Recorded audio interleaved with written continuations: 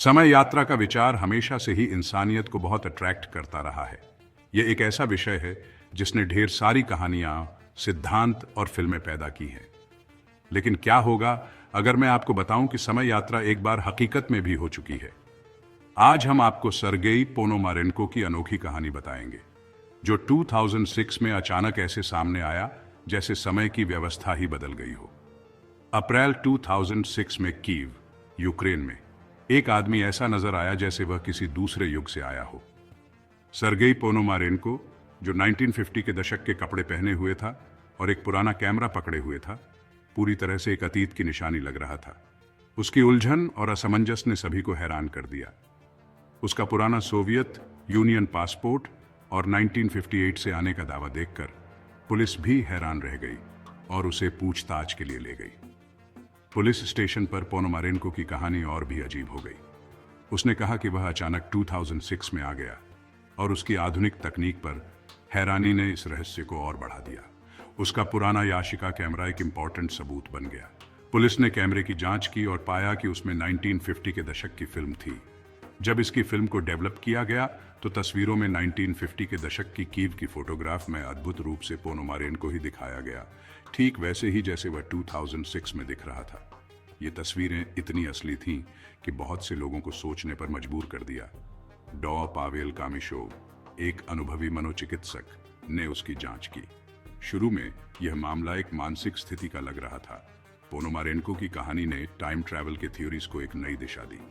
लेकिन पोनोमारेंको की 1958 की डिटेल्ड यादें और आधुनिक टेक्नोलॉजी के प्रति उसका वास्तविक हैरानी इसे और मुश्किल बना रहे थे। क्या वह सच में समय यात्री था या इसका कोई और कारण था? कहानी ने तब और अजीब मोड़ लिया जब पोनोमारेंको अस्पताल के से एक दिन अचानक गायब हो गया।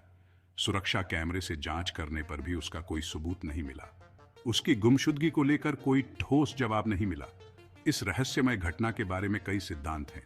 कुछ लोग मानते हैं कि पोनोमारेंको सच में एक समय यात्री था और उसकी तस्वीरें और 1950 के दशक की जानकारी इसका सबूत है। कुछ का कहना है कि यह एक मानसिक घटना हो सकती है, लेकिन यह तस्वीरों की पूरी जस्टिफिकेशन नहीं कर सकती। कुछ लोग इसे एक बड़े धोखे का मामला मानते हैं, लेकिन इसका कोई स्पष्ट मोटिव या वजह नहीं है। और फिर कुछ लोग यह मानते हैं कि वह किसी पैरेलल यूनिवर्स से आया था। हालांकि यह थ्योरीज अभी भी कल्पना के स्तर पर है। अभी भी कई सवाल बाकी हैं।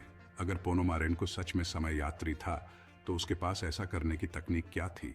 अगर यह एक होक्स था तो इसका मकसद क्या था और वह पूरी तरह से गायब कैसे हो गया?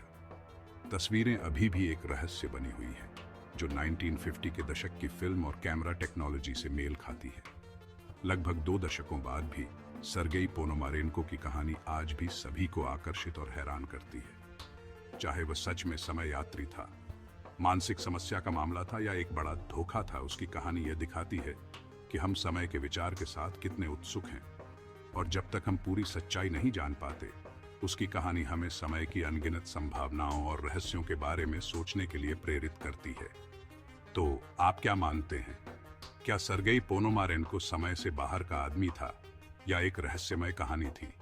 नीचे कमेंट्स में अपने विचार साझा करें और ऐसी और दिलचस्प कहानियों के लिए सब्सक्राइब करना न भूलें।